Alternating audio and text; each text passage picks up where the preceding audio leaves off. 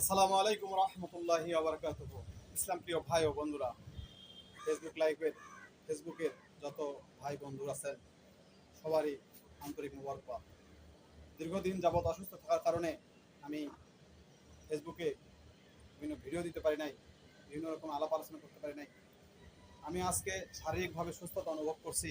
আল্লাহর অশেষ কৃপায় আল্লাহ তাআলা আমাকে আগের স্বাভাবিক শারীরিক সুস্থতা দান করেছেন। মাঝখানে দীর্ঘ 10-12 দিন খুব ভালো অসুস্থ ছিলাম। ডেঙ্গু মহামারীর কারণে আজ কষ্ট অনুভব করছি। সুস্থতা এমন একটা নিয়ামত, যে সুস্থতা মানুষকে অনেক উন্নতির শিখরে শিখায়। সুস্থ মানুষ বুঝতে পারে না অসুস্থতার কি কারণ। যখন মানুষ অসুস্থ হয় তখন মানুষ বুঝতে পারে সুস্থতা কাকে বলে। আমি বুঝতেছি। আজ 3 দিন যাবৎ এমন অসুস্থ ছিলাম যে ভাত খেতে পারি নাই। যে মানুষ ভাত এত ভালোবাসতাম, 3 বেলা ভাত খেতাম, পেট ভরে ভাত খেতাম, মুখের রুচি এত ছিল, আজ 3 দিন যাবৎ, 3 দিন না 5 দিন 7 দিন যাবৎ ভাতের রুচি ছিল না। তখনই আমি বুঝছি যে এই পৃথিবীতে সুস্থতার অনেক প্রয়োজন। আল্লাহ তাআলা সুস্থতা এবং অসুস্থতা দুটি নিয়ামত, দুটোই বড় নিয়ামত। তবু মানুষ সুস্থতা চায়, সুস্থতায় বড় নিয়ামত, অসুস্থতা মানুষকে চায় না।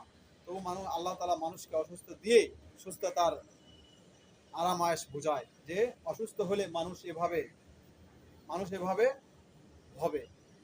তাই আমরা যারা এখনো সুস্থ আছি আল্লাহর অশেষ কৃপায় অবশ্যই আল্লাহ তাআলার শুকরিয়া আদায় করব।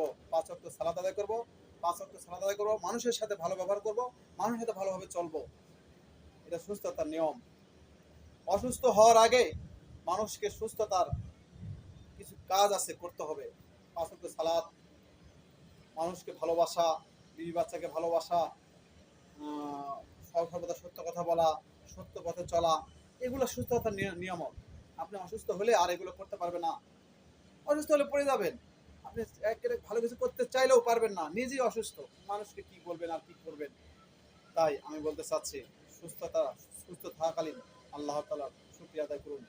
আল্লাহ তাআলার নিয়ামত হওয়ার আগে আল্লাহ তাআলার নিয়ামত শুকরিয়া আদায় করুন। আল্লাহ তাআলা আপনাকে সুস্থ রেখেছেন, তাই সুস্থতার নিয়ামত আদায় করুন। আলহামদুলিল্লাহ।